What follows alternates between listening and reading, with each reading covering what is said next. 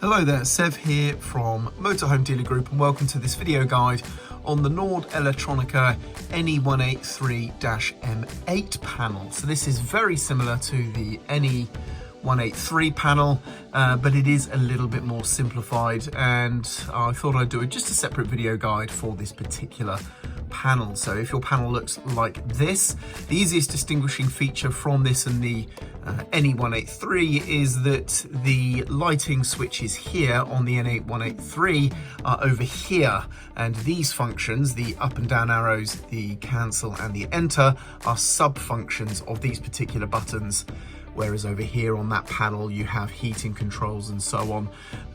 This panel is a bit simpler, so these are just dedicated function buttons there and the lighting controls down here. Otherwise the central panel and the LCD screen is the same. So in this video I'm going to explain how to use this panel, what all the buttons do, how to interpret the information that it's presenting to you so that you feel comfortable using this panel in your leisure vehicle. We're not going to be covering any troubleshooting or problem solving. If you are experiencing issues with your panel, then please consult your manuals or seek the help of a technical professional. This video really is just a quick start guide to get you up and running using this control panel with your leisure vehicle. So let's get started. So let's start with a description of the control panel's layout. So we have a series of buttons down here on the left, we have a series of buttons down here on the right, 3 buttons in the center and an LCD screen. The power button and the other main function buttons are actually here in the middle. These are the secondary buttons, and then these here are buttons for operating or navigating with menu screens, which are presented on the LCD screen here in the center. The power button here is going to turn on or off the control panel and your leisure vehicle. So that is essentially the power button for your leisure vehicle. So very easy there. We turn the panel on by pressing the power button, and when you see information on the LCD screen, you know that we are live. Now, after doing so, we can see some information on the screen as mentioned. So we have the internal temperature shown at the top here. We have the time. If we're connected to mains hookup and everything's working right, we should see a lightning bolt symbol here to show that. And then we have the date at the bottom. So the buttons down the left now we'll go through. Starting with the top here, we have the power button for your water pump. And if we press that, your water pump will have power. We then have your outside awning light. So if you have an outside awning light, this will toggle the power to that light. As you can tell, there doesn't seem to be any way of telling whether or not that is powered on or off, so you do have to check the light itself, or at least you do on this particular vehicle.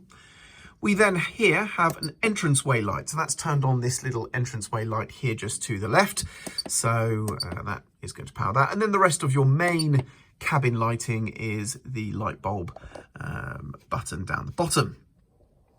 Next up, we have the other main function buttons here. So firstly, we have a tick. And if we press the tick, the central LCD screen now changes to show us our water tank levels for fresh and waste water tanks. Press it once more, we see the battery voltages for our leisure battery on the left and our vehicle battery on the right. Press it once more, we then get to see the ammeter. So this is showing us if energy is leaving or coming into the battery. So you have that there. Press it once more and we are back to the sort of title page, or the main sort of clock screen, if you will. Now the button here, this allows us to switch the selected battery. So you can only have one battery at a time connected to your battery charger. Now, normally the battery that's connected to power your entire motorhome is the one that is going to be also connected to the battery charger. And 9 times out of 10, that is going to be your leisure battery, because that is the battery designed to power your motorhome. However, by pressing this, and just to show you quickly, to remind you that at the moment our battery voltages are clearly showing a charging voltage on the leisure battery and a resting voltage on the vehicle battery. If I now cycle back out of that screen, and then if I press the battery switch, we get a red light here to show us that we have switched batteries. And now if I go back and check the voltages of the batteries, you can see that now It's the vehicle battery that has a charging voltage and a resting voltage on the leisure batteries. So this button allows us to use the onboard battery charger to charge either battery at the press of a button. Now, it's worth noting that you should not press this button and switch to the vehicle battery with the red light on when you are not plugged into mains electricity, because you will then be draining the vehicle battery to power your motorhome, which is not what the vehicle battery is designed to do. That's a bad idea.